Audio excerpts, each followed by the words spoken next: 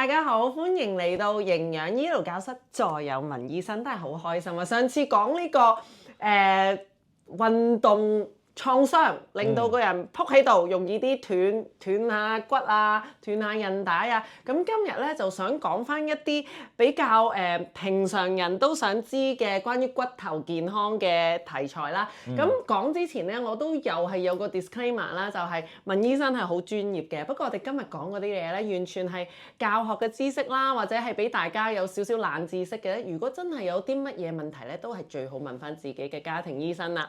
好啦，文醫生，咁我就想問啦，骨頭咧嗱，我哋之前講斷骨啦、骨折啦，唔係喎，係啦，骨斷骨係咪叫骨折咧？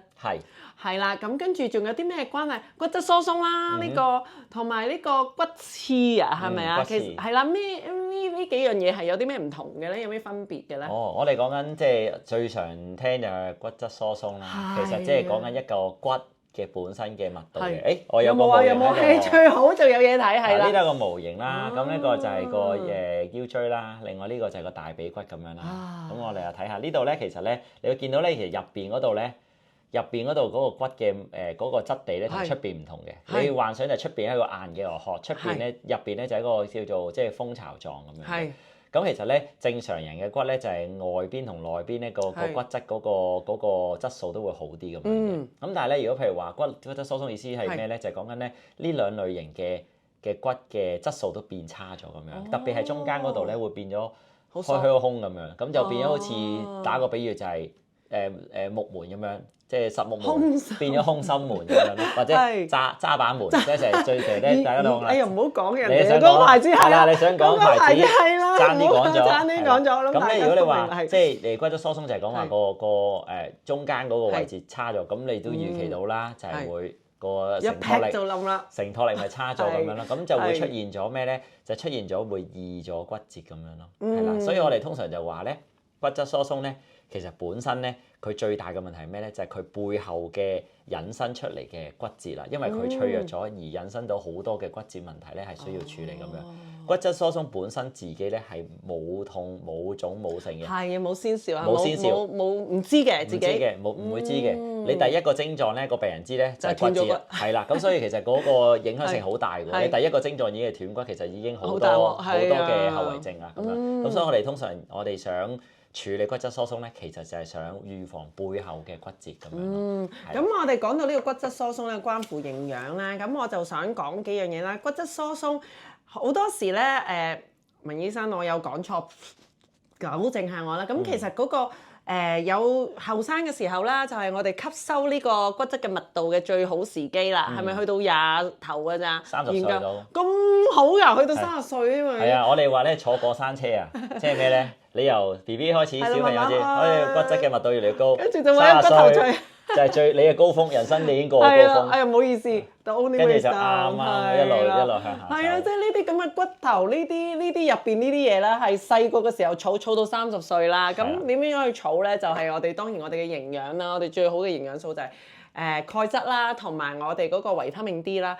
亦都有研究指出咧，做嗰種運動咧都好重要嘅喎。當然。outdoor 啊，室外啊，有太陽嗰啲吸收到維他命 D 就好啲啦。甚至乎咧，如果嗰啲運動咧係會start and stop，即係點講咧？嗰個方向啊，好唔同咁樣跳嚟跳去嗰啲咧，就會令到嗰個引致嗰啲骨頭係容易啲生長，係咪啊？要有負重嘅，有負重係啦，冇錯，即係最緊要有壓力俾到佢，冇錯，同人一樣嘅喎。係點樣咧？你要俾壓力嗰個人，佢先成長。文醫生真係講咗，我哋快啲俾多啲育兒資訊。咁其實另一樣嘢咧，就好多媽媽咧就誤解咗游水嘅增高喎。其實游水嘅增高啊？游水增唔增到高咧？咁我諗即係基本係做任何運動都係令到個人會高啲嘅，即係唔應該唔單係。唔係淨係游水，係啦。但係游水就冇咗個負重，同埋通常喺室內咁樣啲而家啲兒童係比較中意舒適啲咁樣去做運動。係冇錯。咁 anyways，咁呢個就係骨質嘅密度啦。跟住咧，我哋最容易有呢個骨質疏鬆就係女士嘅更年期啦。係啦，係啦，本身不治你嗰個過山車仲要直插喎，係直㗎啦係啦，喎。即係通常話咧，啱啱因為嗰個咧就係啱啱係女士先有嘅嗰個荷爾蒙嘅影響，一到經期嗰陣時咧，咁啊身體荷爾蒙嘅轉變咧，就令到嗰段時間骨質密度會特別即係易差嘅咁樣。係啊，即係我哋男士嚟講咧，同年紀嚟講咧都有，但係反而嗰個下降嘅速度咧就會慢啲嘅，所以就隨住年紀越大咧，先會預期越犀利嘅。女士就係更年期開始就嗰段差啲嘅咁。係啊，即係冇咗個月經就嚟有可能呢個骨質疏鬆幾慘啊！所以咧預防真係勝於治療。我哋有啲咩測試可以預防下呢啲骨質疏鬆嘅咧？最測試就即係可能大家都聽過啦，坊間話骨質疏鬆嘅檢測啦，咁其實就係照 X 光片嚟嘅。咁個 X 光片就唔係話即係同我哋平時即係話因為受傷照 X 光片咧類近嘅，做嘅嘢類近嘅。咁只係喺個技術上咧，我哋照啲特定嘅位置，譬如我哋照腰椎啦，照你嘅左邊同右邊嘅髖關節，然之後就會經過電腦嘅計算，咁計算出嚟就會有啲數據同我哋話亞洲嘅一個年輕嘅女士嘅骨質密度去做相比較，咁就有啲統計學嘅元素喺入邊啦。咁得出個結果咧，就係知道你大概你係邊個範圍咁樣咯。你究竟係正常啦，個骨質密度差少少啦，定係話我哋話世衛界定嘅骨質疏鬆症咁樣咯，係啦。咁其實有啲咩人係高風險啲咧？除咗頭先小朋友佢儲得唔夠嗰啲密度啦，嗰啲鈣質嘅密度啦。其實就話高風險咧，可能都係即係咁啱係有即係可能有啲病人佢有其他嘅毛病啦，例如佢患咗啲長期病患咁樣啦，或者佢營養比較差咁樣啦。如果啲疾病例如話啲長期炎症啊，例如啲內分泌嘅毛病啊咁樣，咁嗰啲人咧其實本身個骨質個密度都會差啲嘅，係啦。咁有啲人咧又因為佢自己嘅毛病咧，長期毛病咧，佢又要長期食類固醇喎。類固醇本身咧又係令到一個人嘅骨質密度差啲嘅。咁嗰啲人嗰啲小朋友嗰啲媽媽就好擔心呢個類固醇啦。佢哋有時有啲皮膚嘅問題啊，咁佢哋食要搽類固醇，咁係咪即係有可能佢哋？咁又唔使太擔心嘅，因為咧如果話表皮即係皮膚用嘅類固醇咧，咁我哋稱之為即係局部嘅類固醇啫。咁其實都係儘管都係類固醇，但係個份量其實就冇話我哋即係長期病患嗰隻咁高嘅。咁所以有啲乜嘢即係擔心咧，都最好去驗一驗。有冇話咩歲數唔應該做 DEXA 嘅咧？有冇唔關事嘅？其實如果話小朋友嚟講咧，我哋好少因為小朋友就好少會做到骨質疏鬆檢查嘅。我哋通常咧要做骨質疏鬆檢查嗰類病人咧，都係話啲係成年人開始啦，到或者係甚至乎中年紀嘅人啦。如果當佢發現到佢有一個叫做低能量嘅創傷之後有骨折咧，就值得去驗嘅。咁呢個就可能你都會突然間呆一呆，咦？點解有個叫低能量咧？有高能量嘅骨折㗎？有啊，咩叫高能量嘅骨折啊？咩？簡單講就係你撞車或者你高處墮下咯。咁呢啲係大家都預期係啦，預期係你係硬嘢啦，即係撞咗一嘢係一定係勁嘢啦咁樣。咁我哋通常如果話高能量就係幾樣嘢咯，就係啦，撞車、你高處墮下、可能跳樓咁呢啲就冇辦法啦咁樣啦。咁你話低能量意思係咩咧？我其實醫學上有界定嘅，就係話你企喺人平路嘅高度，你跌一跌你都已經斷咗骨。係啦，咁即係點？即係譬如我哋話而家喺呢個診所環境，我企起身，我突然間行嘅時候棘，我一落地隻手已經斷咗嘅，或者有個背脊已經裂咗骨嘅，咁呢啲就叫低能量，我哋稱之為低能量嘅創傷。其實係咪有啲人咳都斷肋骨嘅咧？如果嗰啲係咪低能量咧？係㗎，係㗎。所以如果譬如話你咳一咳嘅話咧，就已經裂骨嘅話咧，其實嗰隻就係已經係基本上係即係我哋會比較擔心啲，你真係個骨嘅密度真係好差，先會咁樣咯。因為正常我哋唔會預期有個人係即係咳一咳就斷骨啊嘛，或者轉一轉身就會斷骨，咁唔會噶嘛。但係好差嘅人咧，我哋有見過極端嘅例子，骨質疏鬆嘅病人咧，真係個指數好差嘅人咧，我哋第一次見到佢嘅時候，驗到佢個入院嘅原因就係因為轉一轉身或者咳咳就斷咗骨。咁我想問啊，斷骨你點知係斷骨定係扭親定係？我哋點知係咪斷咗嘅呢？咁我哋通常如果譬如話見到個病人，佢話我呢個受傷扭親之後，佢話我有個地方好痛，手好或者腳好，咁我哋會照 X 光去判定一下佢嗰個即係個骨嗰係咪真係個情況咁斷咗樣咯，係啦。即係咁另外就會見到，除咗見到個斷骨之外，喺個 X 光上面都可能會見到少少端倪，睇到個骨已經個影像上都比較疏少少疏咗喎，咁樣咯，會有啲端倪睇到嘅咁樣。哦，即係所以點都要去照一照，冇可係啦，能如果你受傷後好痛楚嘅，咁最好都係睇醫生同埋照片去做調查啦。係，但係一定好痛好痛嘅，係咪咧？同一般斷骨一樣咯，咁一定好痛嘅，有斷骨有裂骨嘅地方就通常都會幾痛嘅。哦，咁即真係嗱，所以大家咧，即係撲親咧，即係唔好睇小撲親啊！撲親有可能都可以係都幾大鑊下嘅。係啦。咁除咗呢兩個，仲有嗰個咩骨刺係咪啊？骨刺係咩嚟嘅咧？哦，咁講到骨刺咧，就即係大家都會即係同年紀掛鈎咧。講到骨刺話，哦年紀大我有骨刺，咁我就要睇醫生咁樣。係啦，冇錯，通常都咁嘅。係。咁其實骨刺咧係代表啲咩咧？係。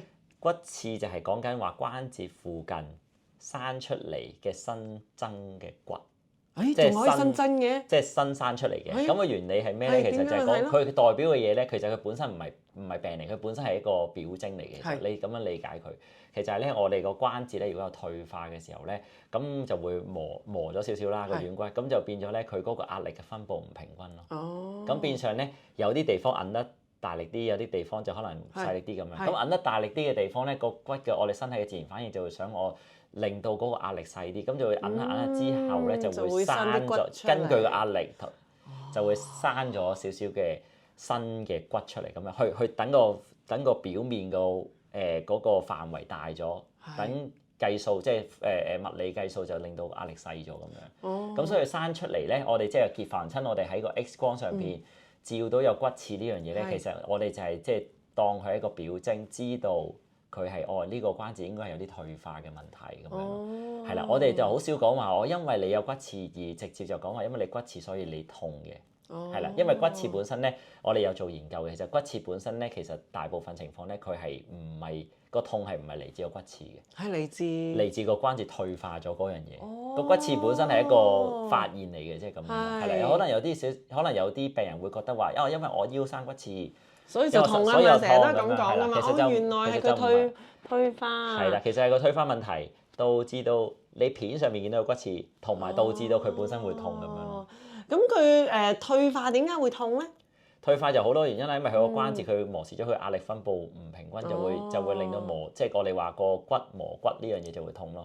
本身就個骨本身，呢個又要攞模型出嚟。我哋又有攞模型出嚟先。又係膝頭哥啦。係膝頭哥。咁咧呢個嗱，譬如擘開少少啦，咁你呢度本身咧係個軟骨嘅表面嘅咁樣，咁但係咧呢個軟骨嘅表面就好好啦，因為咧軟骨本身入邊係冇神經線末端嘅，所以係你無論點篤佢掂佢，你感覺唔到。但係當你磨蝕咗呢個咧，佢底下嗰個骨咧其實有神經線嘅喎，咁你掂到佢成日揞到佢咪會痛咁樣咯。咁跟住又咁樣就生埋啲骨刺出嚟去保護形射咁，跟住咁有啲咩可以做咧？有骨刺就要做手術啊，定係點啊？我哋其實就針對症狀為主嘅，係啦。如果佢係有骨刺嘅話，咁其實個問題就唔係骨刺問題，你係退化問題。咁我哋就針對個退化去處理翻咯。咁譬如話你如果係痛嘅，我哋可以俾即係適當嘅止痛藥啦，同埋做物理治療啦，咁可以幫到個痛症啦。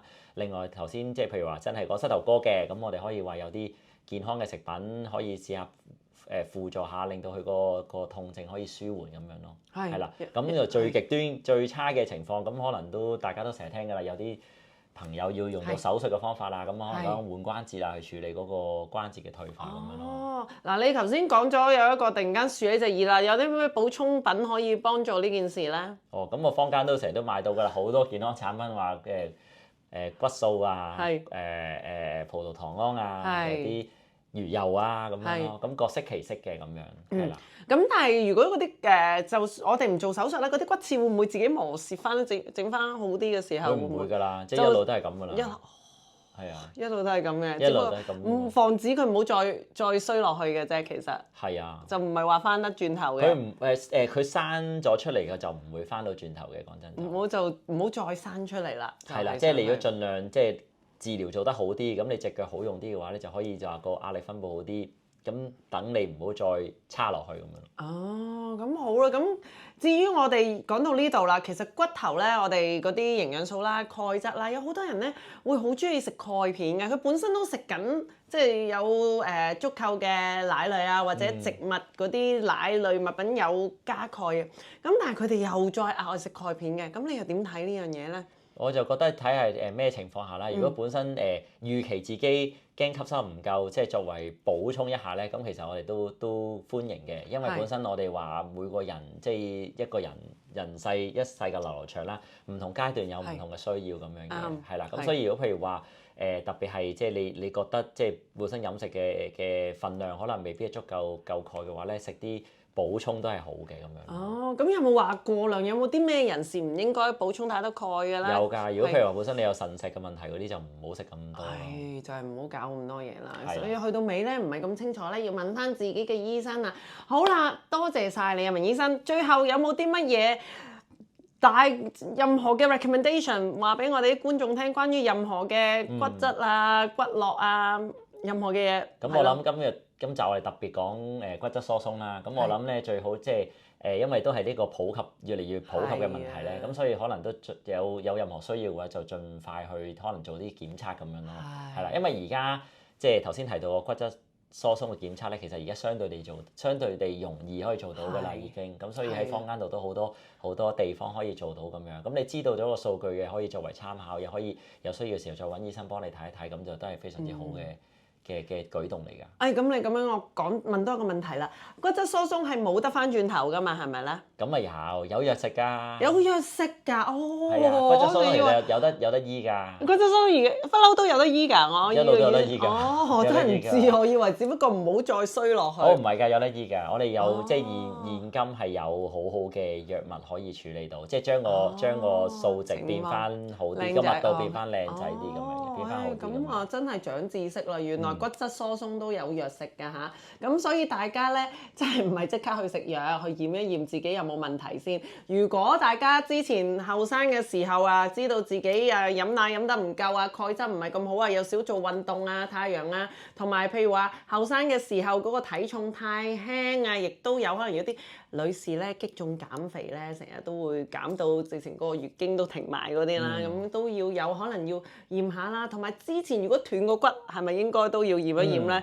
即係甚至乎 snowboarding 啊、skiing 啊、踢波啊，你斷嗰條骨咧，即係去到年紀開始幾多歲應該去驗咧？30幾40歲啊？如果驗即係有受傷，係啊，斷個骨嘅人，如果斷個骨係即係斷個骨就最好就斷完之後即刻就唔係處理咗個骨折之後就可以去驗啦，隨時可以去驗。哦，咁就去驗一驗先，咁跟住就再有事就都要不停地去再處理，再觀察咁就比較好咯。